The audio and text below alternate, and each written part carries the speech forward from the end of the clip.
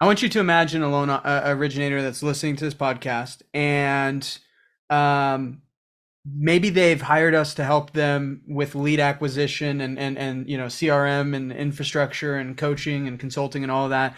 Maybe they haven't, right? Either way, I'm curious about one thing that you would advise, and it could be a mindset, a tip, whatever, that you believe good market, bad market will help strengthen them and create a better moat around the business they're running.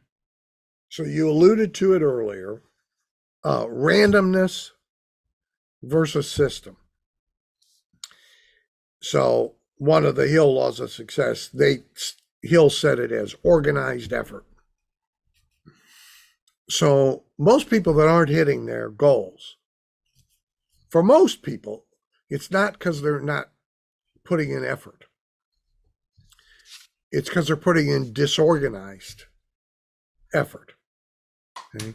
And by and large, the less randomness you have in everything, the way you manage your time, the way you continue your education, in this business, the way you generate your leads, the process you put your leads through, the presentation you make, et cetera, et cetera, et cetera.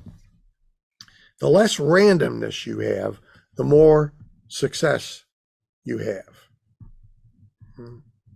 So in the big leagues, for example, in sports, randomness, everybody tries to get rid of it. So down at the backyard football level, and in some cases, all the way into high school, in a few, all the way into college. The playbook is everybody go long. But when you get to the pro level, that ain't the playbook. Yeah. You got a hell of a complicated playbook to learn, and there's no randomness. On this play, that receiver is supposed to make his turn exactly 11 yards down the field and come back 1.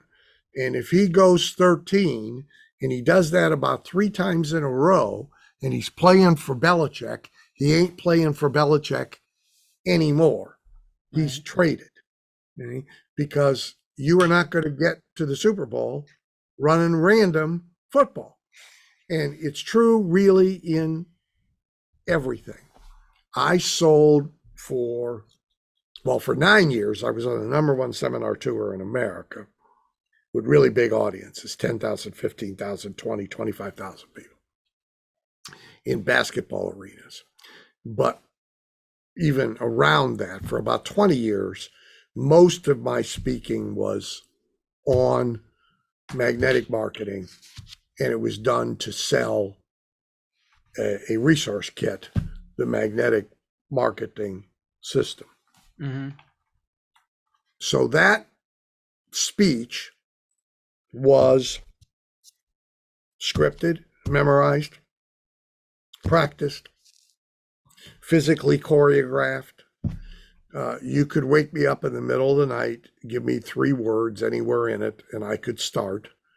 The AV crew at the big events literally used to play the game of what time was I going to say this and make bets on it.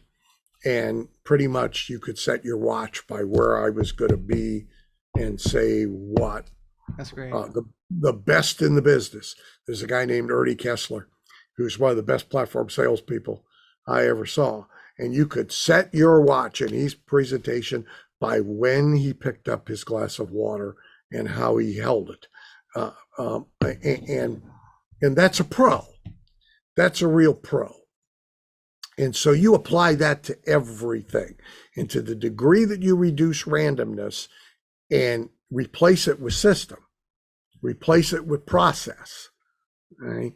Then your success results, income and otherwise, go up. On that note, this is a topic of discussion sometimes for members and that's something I've come to terms with is not as normal as I thought or wish it is. But I'm curious about your opinion. How do you feel about salespeople that either don't have a script or have one and sometimes use it? I think they're amateurs. I mean, I think they're fools. Um, um, Yul Brynner did The King and I on Broadway. He holds the record for the most number of Broadway performances, I think, to this day. He did not every fourth or fifth time do it differently. Mm. He might have wanted to. He might have been bored with it, but he was a pro. Mm-hmm.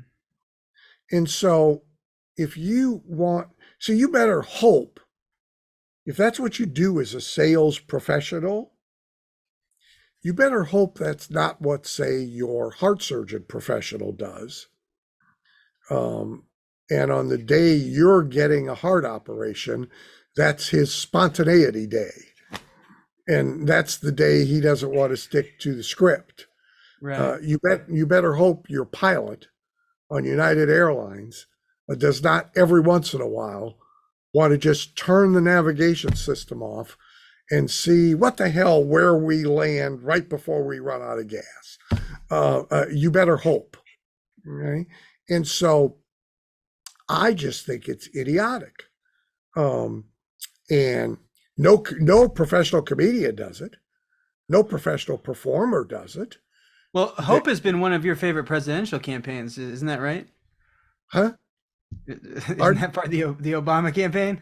Oh, look, Obama was a very good candidate. Yeah. Wasn't, in my opinion, a very good president. I wish we hadn't elected him. But no. Obama was a very good candidate. He's very smart, obviously. He has good sales. He can read a room. Mm-hmm. He has good sales instincts. And for the most part, the stump speech was refined and polished and then stuck to. Say, not Trump's kind of bad at staying totally on script, but he does what a lot of professional comedians do. He has polished pieces of shtick. Mm-hmm. And he may wander off from this one for a few minutes, and then he comes back and connects with the next piece of shtick. So a Trump rally is really now, at this point, it's Trump's greatest hits. That's what it is. It's 12 bumper stickers and, Mary, we want to watch TV tonight, but there's no wind. I can almost do the pieces of shtick, right? And the pieces of shtick are almost word for word every single time. Really bad candidates who disappear early in the primary process often are really unscripted. And they either get themselves in trouble or they're not particularly effective. Mm-hmm. See, look, if you make a sales presentation or you deliver a speech or you have an inbound phone script, there's a way the phone is answered at the office. There is a best word. There is a most effective sentence. And once you find it, then by God, it ought to be used every single time, unless you're running a split test against it somehow to try and now beat the winner. Right. But you can't let people, you or anybody else, just use whatever sentence you want whenever you want it. That's like dumb.